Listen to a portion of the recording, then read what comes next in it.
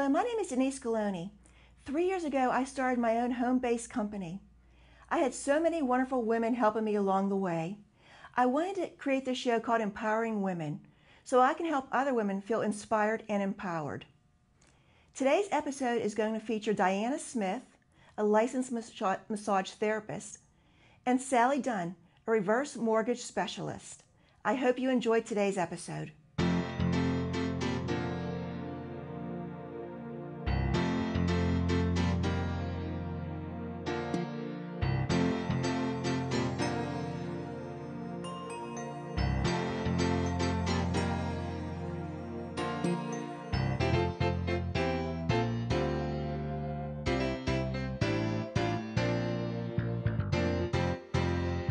My guest today is Diana Smith. Hi, Diana. Hi, Denise. Thank you for being here today. You're welcome. Thanks for having me. So tell us a little bit about your company, Inspired to Heal. My company, Inspired to Heal, I just started it in January. I'm a massage therapist, and so I decided to start my own company so I could run my life how I wanted. And you recently moved into a new space. Yes, I did. It's right off the Spears exit of 70. Beautiful stone building, nice little walkway and a creek that goes by it. So it's very relaxing and picturesque. Beautiful space. So Diana, what made you come up with the name Inspired to Heal for your company? I came up with the name Inspired to Heal. The root of inspired is in spirit. And a lot of the work that I do is with spirit. And I also work with people on all three levels of body, mind, and spirit. So in Spirit to Heal, I help people to heal in many aspects of their life. I'm inspired to heal them in business. I'm inspired to heal them in relationships. I'm inspired to heal them with their bodies. So it fit really well as far as marketing went. It does. It makes a lot of sense. I think sometimes we think of massage as a luxury. Oh, yeah. Something we get if we have a little bit extra money, we're going to get that massage. But there's really benefits to having massage, isn't there? Besides a luxury. Absolutely. There are many benefits to massage. One, you can reduce anxiety. Stress-related insomnia can also be reduced. You can help recover from sports injuries faster, surgeries faster. It helps to increase your circulation, and it can also help you to get out of chronic pain, and also pain from repetitive use. If you have a job where you're doing the same motion all the time, massage can help to break up the what's going on with the muscles so that you can reduce that pain. Okay. And what type of other services do you offer at Inspire to Heal? I offer several services. I'm a massage therapist by trade, so I offer several types of massage. Swedish massage, which is what you would consider, what most people consider regular massage. It's done with lotion. You're under a sheet. I also offer Thai yoga massage, which is done fully clothed. I like to call it yoga for lazy people. I also offer pregnancy massage. Okay. Massage is great during pregnancy, and I offer a variety of alternative healing modalities. Can you talk a little bit more about that? Sure. I offer Reiki, which is spiritually channeled healing energy that's used to balance out the energetic system of the body. I also do a technique called the Access Bars, which are 32 points on the head. Those points correspond to things like money, control, body, sexuality. Oh, wow. These are the places in your brain that light up when you think about those things. The bars is a unique modality because it allows me to not only work with the body, but also work with the energy system of the body and help to release old patterns of energy that you may have accumulated over your lifetime. And you are a certified massage therapist? Absolutely. Yes, I'm a licensed massage therapist. Licensed massage therapist. Yes, in the state of Pennsylvania, you have to be licensed to be a massage therapist, and any reputable massage therapist will be able to produce their license number for you. Okay. Besides being a massage therapist, you have some other abilities too, don't you? I do. Can you tell us a little bit about some other things you do? Sure. Some of the other things I do, I'm a psychic healer. I found out when I was pretty young that I had a pretty high intuitive sense. So I was able to sense things about people, emotions that they were feeling, even past patterns that they were having. So about 3 years ago, I decided to experiment with that talent, and through doing sessions and working with people with psychic healing, I realized that I was pretty good at it and was able to help a lot of people get past some pretty strong emotional blocks. Okay. So you do that as well as the massage therapy? I do, yes. I offer massage therapy, Reiki, the bars, and also psychic healing sessions. So what's next for Diana Smith? What's next for Diana Smith? Well, I am going to be doing a lot of workshops at my place. Oh, can you tell us a little bit about some of those workshops? Yeah, some of the workshops are about changing the patterns of the way you think. Your thoughts create your reality. So a lot of my workshops are about helping people to change their thought processes so that they can create what they'd actually like to create in their life rather than maybe what they've been creating, which might not be exactly what they want. And I've heard you say when you put negative thoughts out there, that's what you get back. Right, negativity.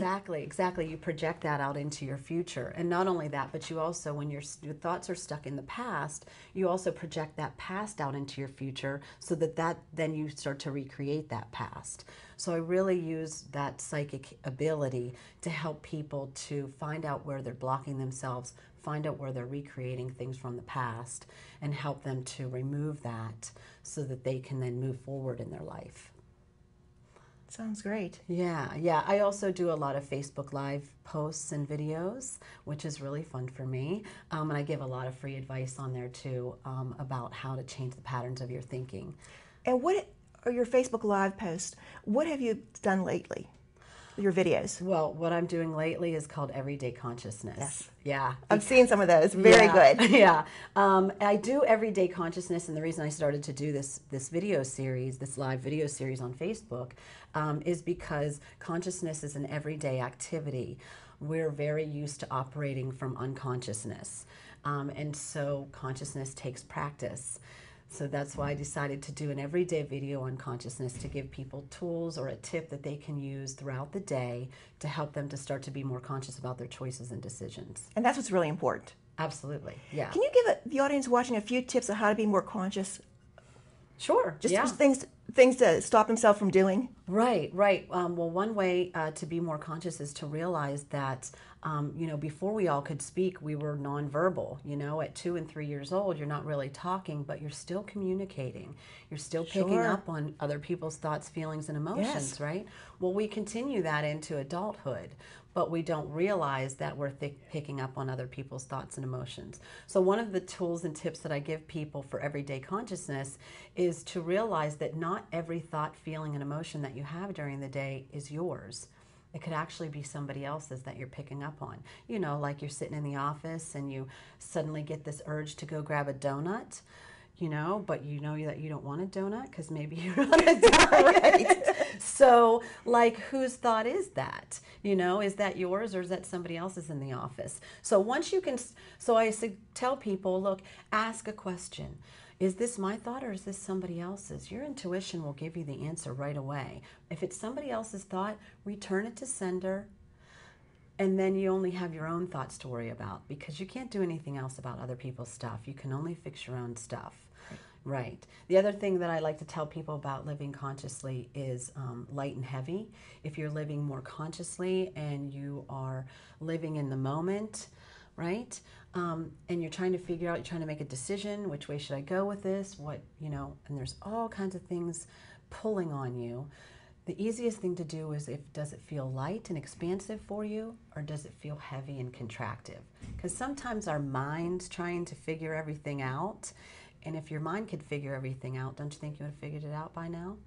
Those are great tips. Thank you for sharing those. You're welcome. And I encourage everybody to check out Diana's Facebook Live videos because there's no charge for those, right? Oh, absolutely not. You give a lot of wonderful advice. Yes, it's right on my business page on Facebook at Inspired to Heal, and I do them daily so anyone can watch, and then you can scroll back later on and watch videos that I've done previously. Thank you so much for being here today, Diana. Oh, you're welcome, Denise. Thanks for having me.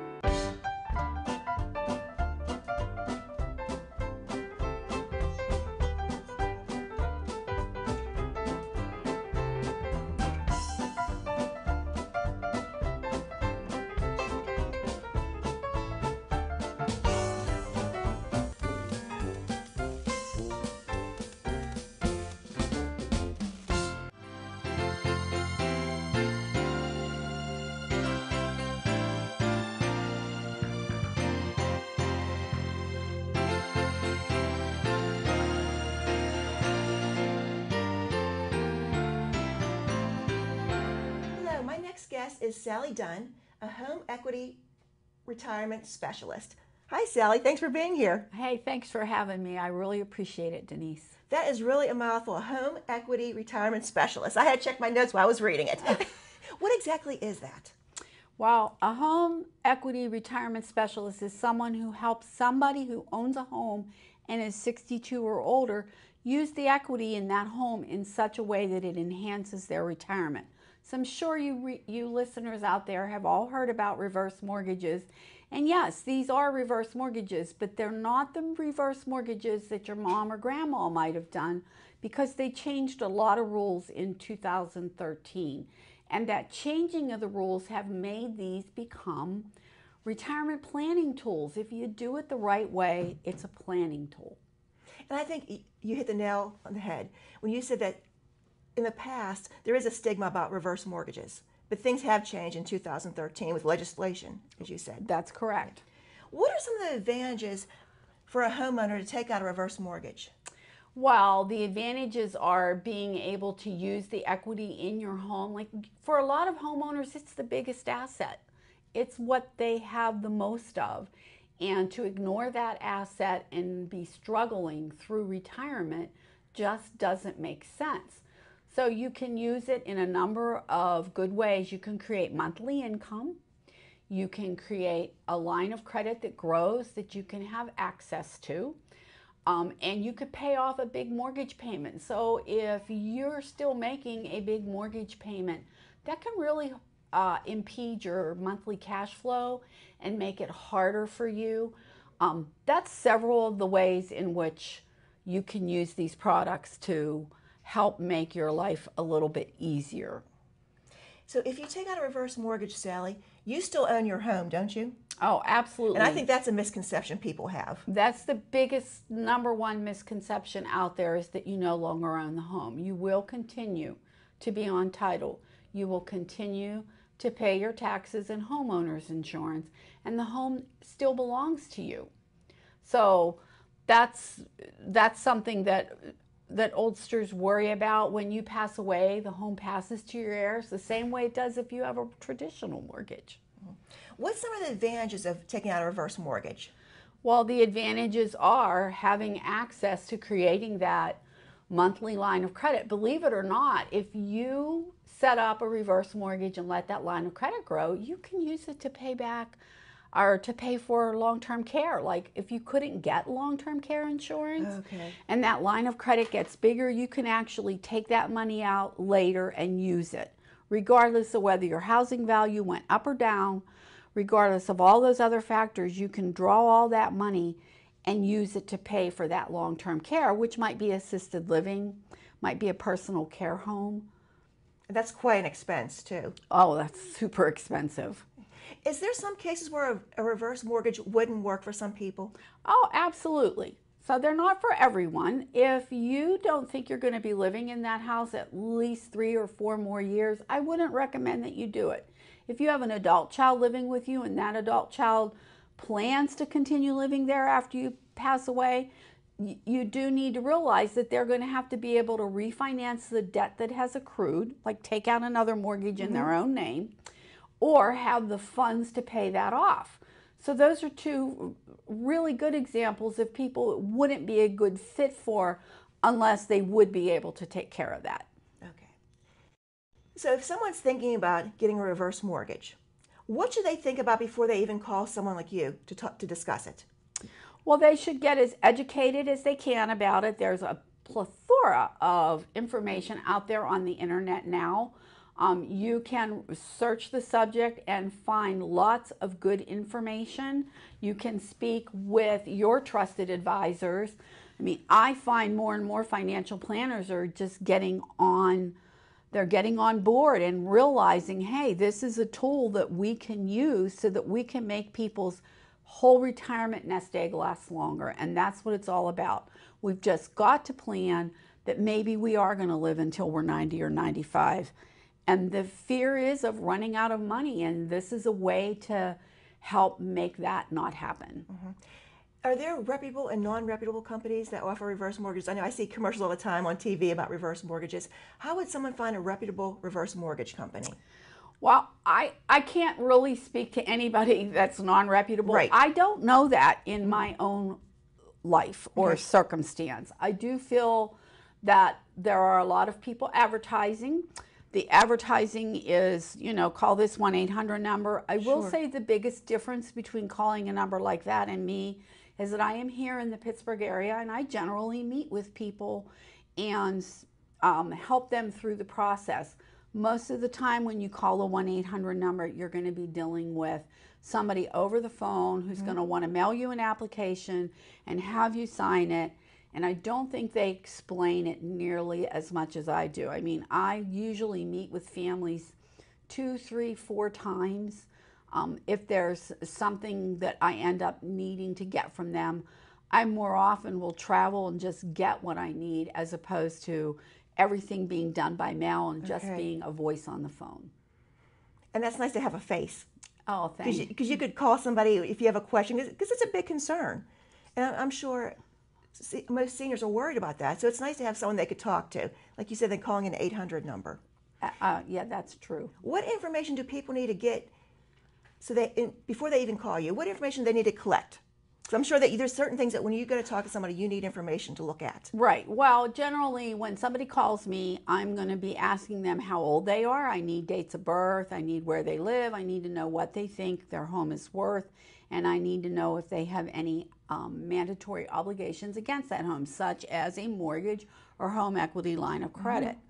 Also, they have instituted now, in conjunction with these loans, a thing called financial assessment. What is that? So financial assessment is saying, hey, are you a good candidate? And basically, it's like qualifying for a traditional mortgage, Okay. in the sense that they're going to make sure you have a history of paying your taxes timely, keeping your homeowner's insurance up, and they are going to look at a credit report and see whether or not you have paid your bills in a timely manner. And if you meet all those, then you probably are going to pass financial assessment. The other component of that is minimum monthly income. So you do have to have certain amounts of income flowing in order for these kinds of loans to work. And the best way to find out whether or not you qualify in that manner is just to have a conversation with me. I can usually jot figures down on a page, on a sheet, and figure out whether or not you're a good candidate. Okay. That's good information, Sally. Thank you for passing that on. Okay. So what are the steps someone should take if they're thinking about a reverse mortgage? What would you advise them to do? Well, I would advise them to check it out online, because the internet is now a big source. Yes. I would suggest that they talk to somebody they trust. I'd also suggest that they call me, or at least call, the numbers that they're finding. Because, basically, if somebody does call, I usually start with just sending them general information to read, so they have an idea of what this is and how it works. And I do think that the biggest thing we didn't cover in this conversation so far is that when you do this reverse mortgage, you're not ever required to make a payment. That's a really big deal. When you take out a traditional home equity line of credit or a mortgage, you always have to make a payment. And the beauty of these is that you can use this money, that access the equity that's in your home, and use it and never ever have to make a payment. That's nice. It's That's really really nice when you reach that age. So the viewers are watching, they have additional questions. Is there information that you could send out to them if they reach out to you? Oh, absolutely. I'll send information. I have a new flyer I really like called Myths versus Misconceptions, and I will happily send that to anyone. You can reach me at 724-503-4500. You can email me at sally@sallydunn.com. It's really easy. SALLIE@SALLIEDUNN.com.